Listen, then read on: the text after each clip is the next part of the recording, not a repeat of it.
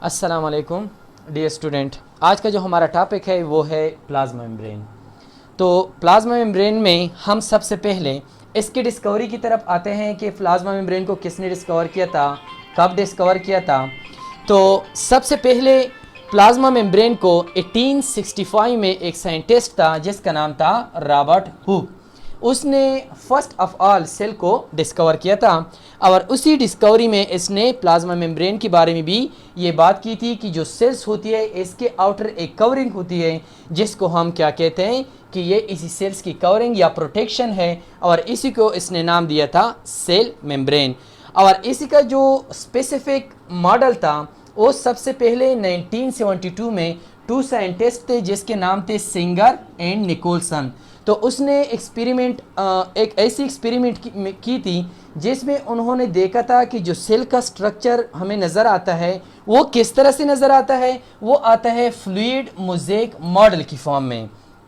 तो fluid mosaic model क्या होती है? एक्चुअली उन्होंने एक मॉडल प्रपोज किया था और उस मॉडल में उन्होंने ये बात की थी कि जो प्लाज्मा मेम्ब्रेन का स्ट्रक्चर होता है वो एक्चुअली बायलेयर की फॉर्म में होता है और इसमें कुछ प्रोटीन एम्बेडेड होते हैं और कुछ प्रोटीन उस पर फ्लोट करते हैं। इसीलिए उन्होंने इसका नाम भी क्या रखा है, फ्लूइड मोज़ेक मॉडल। तो इस टर्म में अगर हम देखें जो फ्लूइड है, फ्लूइड का क्या मतलब है? फ्लूइड का मतलब ये है कि जो प्लाज्मा मेम्ब्रेन की स्ट्रक्चर होती है वो फिक्स नहीं होती, उसमें इनकी जो मॉलिक्यूल या इसके कंटेंट्स जो है वो कंटिन्यूसली क्या करते हैं, मूव होते हैं या कुछ फ्लो शो करते हैं। मोज़ेक का नाम उन्होंने क्यों इसको दिया था? मोज़ेक का नाम उन्होंने फ्लूइड मोज़ेक मॉडल इसलिए रखा था क्योंकि जो प्लाज्मा मेम्ब्रेन का स्ट्रक्चर होता है वो फिक्स नहीं है, तो इस वजह से इसका जो शेप होगा वो भी फिक्स नहीं होगा। तो मोज़ेक हम कहते हैं किस चीज़ को? मोज़ेक हम कहते हैं इर्रेगुलर शेप को। तो इसका मतलब ये हुआ कि प्लाज्मा मेम्ब्रेन का जो शेप होगा वो इर्रेगुलर होगा। मॉडल उन्होंने एक स्ट्रक्चर तैयार किया था कि एग्जैक्ट सेम इसी तरह प्लाज्मा मेम्ब्रेन का स्ट्रक्चर होगा, तो इसने एक कंबाइन इसका नाम रखा फ्लूइड मोज़ेक मॉडल इन 1972। अब जो एग्जैक्ट नाम था प्लाज्मा मेम्ब्रेन का जो आजकल हम पढ़ते हैं कि ये सेल मेम्ब्रेन है, तो वो किसने प्रपोज किया था? साइंटिस्ट था नेगोली एंड क्रेमर। इन दो साइंटिस्ट ने 1855 में इस प्लाज्मा मेम्ब्रेन का स्पेसिफिक नाम रखा कि जो प्रोटेक्टिंग कवरिंग होती है इसको हम क्या कहते हैं? इसको हम कहते हैं प्लाज्मा मेम्ब्रेन, सेल मेम्ब्रेन। अब according to fluid mosaic model, क्योंकि उन्होंने बात की थी कि जो प्लाज्मा मेम्ब्रेन का स्ट्रक्चर होता है उसमें बेसिकली दो चीज़ें होती हैं, उसकी जो कंपोजिशन है वो क्या है, दो चीज़ों से बनी है। उसमें एक है फॉस्फोलिपिड और सेकंड इसका पार्ट है प्रोटीन। अब जो फॉस्फोलिपिड होता है यहाँ पर वो बायलेयर की फॉर्म में होता है। बायलेयर का क्या मतलब है? बायलेयर का मतलब है कि एक ऊपर लेयर होगा और नीचे दूसरा लेयर होगा, तो यही बायलेयर की फॉर्म में इसका मेम्ब्रेन का स्ट्रक्चर होता है। अब सेकेंड पार्ट इसका था प्रोटीन्स। प्रोटीन क्या होते हैं? प्रोटीन एक्चुअली वो कंपोनेंट होते हैं सेल के जो क्या करते हैं, ट्रांसपोर्ट ऑफ न्यूट्रिएंट और ट्रांसपोर्ट ऑफ मटेरियल करते हैं। तो इसकी जो कंट्रीब्यूशन है वो कैसी है? 20 to 40% फॉस्फोलिपिड मौजूद होते हैं प्लाज्मा मेम्ब्रेन में और 60 to 80% यहाँ पर क्या है, प्रोटीन कंटेंट है कंपोजिशन के हवाले से।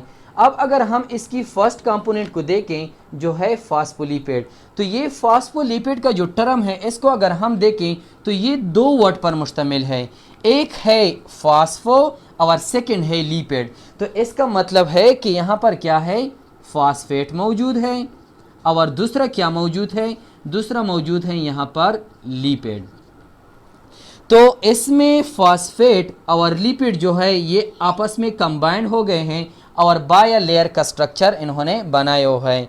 अब अगर हम फॉस्फेट को देखें कि फॉस्फेट का यहाँ पर क्या काम होता है या फॉस्फेट कैसी इसकी नेचर होती है और लिपिड का क्या काम होता है, तो फॉस्फेट बेसिकली क्या करता है, ये इसकी हिड रीजन बनाता है। अगर हम स्ट्रक्चर की तरफ देखें, फॉर एग्जांपल ये है फॉस्फोलिपिड बायलेयर। अगर हम इस स्ट्रक्चर में देखें जो मैंने रेड से सर्कल बनाए हैं, तो ये एक्चुअली क्या है, मैंने एरो यहाँ पर लगाई हुई है फॉस्फेट बायलेयर। एक नीचे फॉस्फेट का लेयर होगा, एक ऊपर फॉस्फेट का लेयर होगा। तो नेचर में ये क्या है, बायलेयर है, इसलिए हमने यहाँ पर दोनों साइड पे मीन ये सेल्स का इनर सरफेस है और ये सेल का आउटर सरफेस है। तो इनर सरफेस में जो फर्स्ट हमारे पास बायलेयर में स्ट्रक्चर मौजूद है वो है फास्फेट। इसी तरह अगर हम एक्सटर्नल सरफेस पे देखें, जो फर्स्ट लेयर मौजूद है, जो फर्स्ट स्ट्रक्चर मौजूद है बायलेयर में, वो भी फास्फेट है। तो फास्फो बायलेयर जो होता है या फास्फेट बायलेयर जो होता है वो नेचर में क्या होता है, वो होता है हाइड्रोफिलिक। अब हाइड्रोफिलिक का क्या मतलब है, हाइड्रोफिलिक का मतलब है वाटर लवर। और इस फास्फेट का जो फंक्शन है वो बहुत ही इंपॉर्टेंट है एक सेल्स के लिए। वो क्यों इंपॉर्टेंट है, वो इसलिए इंपॉर्टेंट है, फॉर एग्जांपल अगर हम इस सेल के स्ट्रक्चर को एक्सटर्नली देखें तो एक्सटर्नली हमें प्लाज्मा मेम्ब्रेन नज़र आएगी और इसका जो बाहर वाला सरफेस होता है या जो एरिया होता है जिसको हम क्या कहते हैं, एक्स्ट्रा सेलुलर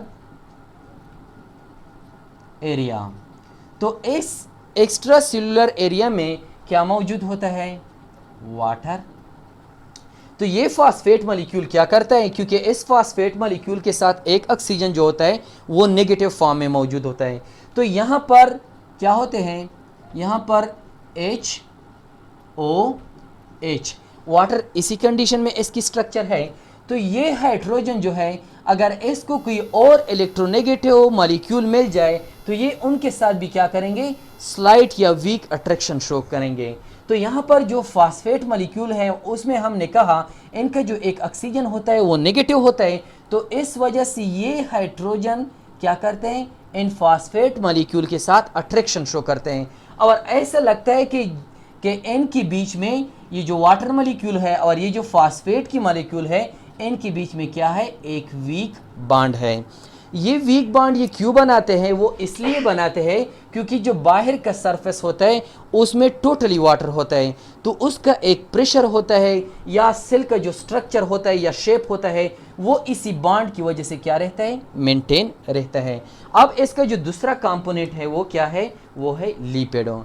अब जो मैंने यहाँ पर लेग्स से स्ट्रक्चर बनाए हैं ये क्या है, एक्चुअली ये लिपिड्स हैं। तो हम कहते हैं कि जो हेड का रीजन था इस फास्फेट बायलेयर का या फास्फो बायलेयर का, वो क्या था, वो फास्फेट था। और इसी लिपिड बायलेयर का जो निचले वाला हिस्सा है या जो लेग वाला हिस्सा है इसको हम कहते हैं कि ये क्या है, ये इसकी टेल है और ये इसकी हेड है। तो हेड पे फास्फेट मौजूद होते हैं और टेल में क्या मौजूद होता है, उसका लिपिड बायलेयर मौजूद होता है।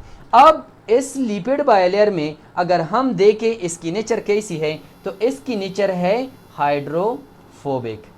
हाइड्रोफोबिक का क्या मतलब होता है, हाइड्रोफोबिक का मतलब होता है वाटर रिपेलर। अब जिस तरह के हमने कहा कि फास्फेट अहम रोल अदा करता है यहाँ पर, इसी तरह ये जो लिपिड बायलेयर होता है उनका भी एक बहुत ही इंपॉर्टेंट फंक्शन होता है। वो किस तरह से होता है, सिंपली हम उसको इस तरह समझने की कोशिश करेंगे कि फॉर एग्जांपल अगर हम देखें तो इसके बाहर सरफेस पर भी वाटर मौजूद है और इसका जो इनर सरफेस होता है सेल का वहाँ पर भी वाटर मेजर मिकदार में मौजूद होता है। अब इसके इनर साइड से भी प्रेशर होगा इसी सेल पर और आउटर साइड से प्रेशर होगा इसी सेल पर। वो क्यों होगा, क्योंकि हमने पहले बात की कि फास्फेट जो होते हैं हुआ वो नीचे के सरफेस में मौजूद हो या इनर सरफेस में मौजूद हो या बाहर की सरफेस पर भी मौजूद हो, तो वो क्या करेंगे, वाटर मॉलिक्यूल को अट्रैक्ट करेंगे। अगर वो वाटर के मॉलिक्यूल को अट्रैक्ट करते हैं तो खतरा होता है कि ये सारे मॉलिक्यूल यहाँ पर क्या करें, प्रेशर क्रिएट करें और उस प्रेशर की वजह से ये या तो सेल के अंदर आएंगे या सेल का जो मेम्ब्रेन होगा उसको बस्ट करेंगे। इसी तरह नीचे की तरफ से भी यही मसला होता है।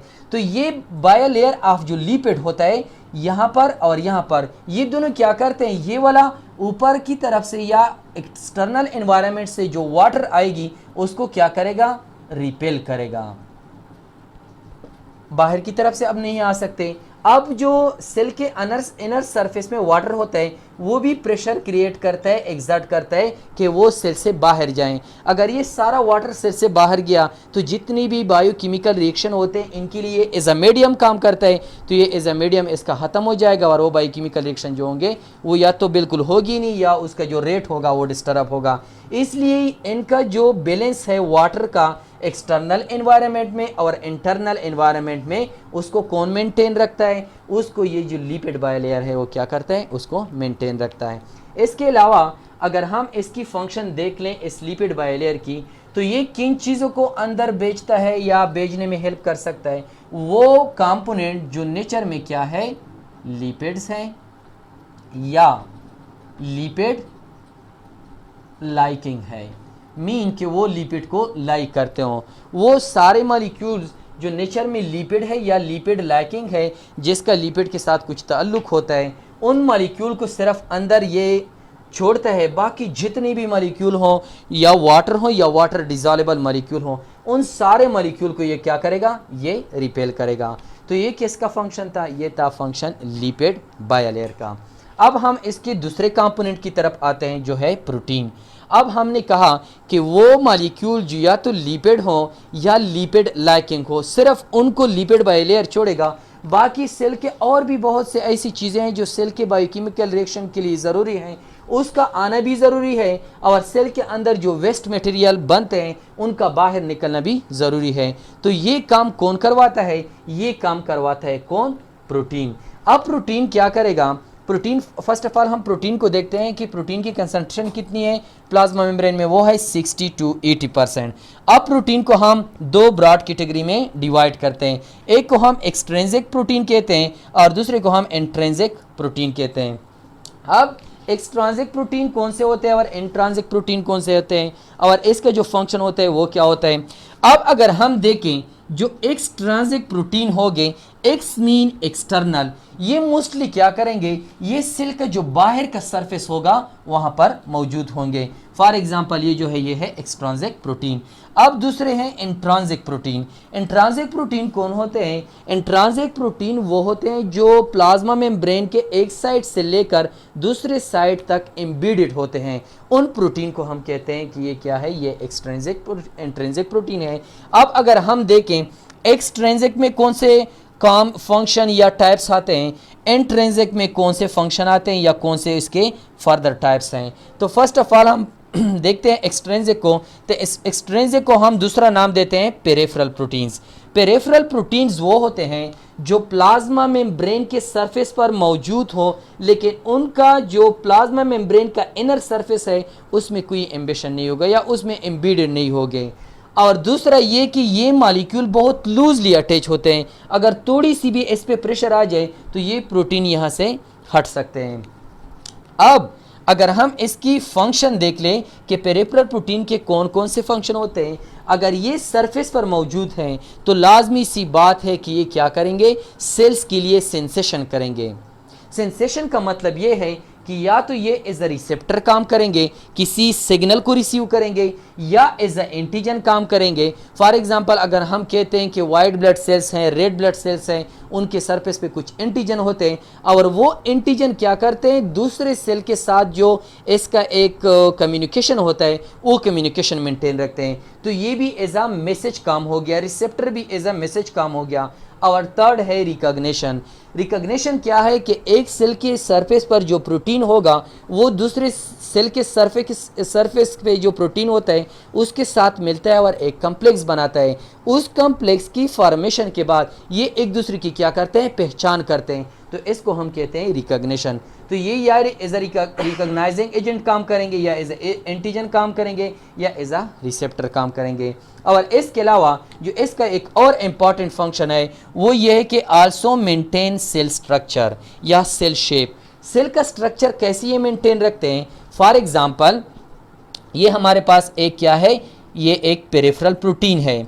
अब ये सेल का इनर वाला सरफेस है, साइटोप्लाज्म है, तो इसमें जो ट्यूब्यूल्स होते हैं, इन ट्यूब्यूल के साथ ये मुख्तलिफ जगहों पर सेल के अंदर कनेक्ट होते हैं और उसकी वजह से इन ट्यूब्यूल का जो फाइनल स्ट्रक्चर बनता है जिसको हम कहते हैं कि वो क्या है, वो है साइटोस्केलेटन, जो साइटोप्लाज्म का स्केलेटन होता है। तो उसको एक खास सपोर्ट प्रोवाइड करते हैं जिसकी वजह से वो ट्यूब्यूल जो होते हैं वो आसानी के साथ एक जगह से दूसरी जगह नहीं हिलते हैं, जिसकी वजह से सेल का जो एक प्रॉपर शेप होगा वो क्या होगा, वो स्टेबल रहेगा या मेंटेन रहेगा। अब ये तो जनरल फंक्शन थे हमारे पास पेरिफेरल प्रोटीन के। दूसरे अब हैं इंट्रिंसिक प्रोटीन। कि इंट्रांसिक प्रोटीन कौन से होते हैं। इसको हम दूसरा नाम इंटीग्रल प्रोटीन भी दे सकते हैं या इसको हम ट्रांसमेम्ब्रेन प्रोटीन भी कह सकते हैं। अब इंटीग्रल प्रोटीन और ट्रांसमेम्ब्रेन प्रोटीन कौन से प्रोटीन होते हैं, जो सेल्स के एक लेयर से लेकर दूसरे लेयर तक क्या होते हों, उसमें एम्बेडेड हों या उसके अंदर चले गए हों, उन प्रोटीन को हम कहेंगे ट्रांसमेम्ब्रेन प्रोटीन और इंटीग्रल प्रोटीन। मीन उन्होंने कुछ इंटीग्रेशन की होती है प्लाज्मा मेम्ब्रेन में। अब इसके फर्दर हमारे पास कुछ टाइप्स हैं, जिस तरह के चैनल प्रोटीन हैं, एंजाइम्स हैं, कैरियर प्रोटीन हैं एंड लिंकर प्रोटीन्स। अब हम इन सब को स्टेप वाइज पढ़ेंगे कि फ्लैट टाइप्स प्रोटीन का कैसे काम करते हैं, कौन सा काम करते हैं। अब हम आते हैं इसके स्ट्रक्चर की तरफ। स्ट्रक्चर से हम इसको एक्सप्लेन करने की कोशिश करेंगे और समझाने की कोशिश करेंगे कि ये हमारे पास कैसे काम करते हैं।